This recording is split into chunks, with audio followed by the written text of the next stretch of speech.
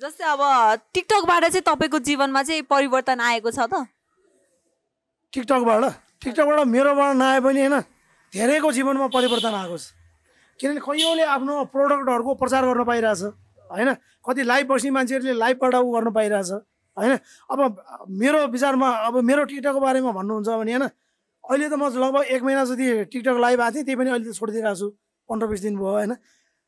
र पहिला म सुरुमा टिकटक लाइभबाट नि पैसा कमाइन्छ भनेर भाइरल बनाउने एउटा व्यक्ति म पनि हो क्या। पहिला पुण्य गौतम आएको थियो, पुण्य गौतमपछि म आएँ, अनि त्यसपछि त्यहाँ एकदम हाम्रो यस्तो भाइरल हुन थाल्यो कि होइन, त्यो बेलामा टिकटक लाइभमा एकैचोटि 3.5 लाखसम्मले मेरो लाइभ हेरेको छ क्या, पहिला 5-6 वर्ष अगाडि। तर त्यो बेला मैले टिकटक लाइभबाट जति कमाएँ मैले होइन, अनाथ आश्रम बनाइदिएँ, वृद्धाश्रम बनाइदिएँ, अपाङ्ग दाजुभाइ दिदीबहिनी बस्ने ऊ बनाइदिएँ, त्यो टिकटकबाटै आयो हो नि त।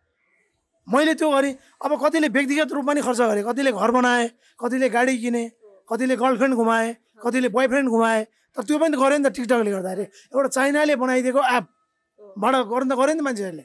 त्यो चिज पनि त 1 वर्ष 1.5 वर्ष अगाडि त बन्द गराइदिएको थियो नि। यो नेताहरूले एकदम पेले आयो क्या। टिकटकले चाहिँ राम्रो काम गरेको छ। पहिला कान्तिपुरमा विज्ञापन दिनलाई होइन, त्यो वर्गीकृत विज्ञापन यति लामो हुन्थ्यो त्यहाँ होइन, आफूले आफ्नै खोज्नु पर्थ्यो क्या। त्यति दिएको त्यहाँ हजारौँ लाखौँ तिर्नु पर्थ्यो। अहिले टिकटकले गर्दा, फेसबुकले गर्दा होइन, यदि तपाईँको कुनै कपडा पसल छ भने तपाईँले कपडाहरूको भिडियो बनाएर हाल्नु पायो, तपाईँको जुत्ता पसल छ भने जुत्ता बनायो, मेकअप पसल छ भने मेकअप गर्न पायो।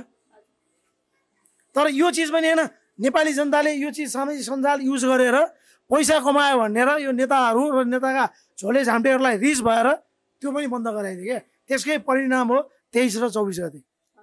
र 23 गते सबले जेन्जीको आन्दोलन भन्छ होइन, 24 गते जेन्जीको आन्दोलन भन्छ नि, होइन। मैले धेरै इन्टरभ्यूमा भनेको छु होइन, 23 गते जेन्जी पुस्ताको आन्दोलन हो, 24 गते जेन्जीको बाउहरूको आन्दोलन।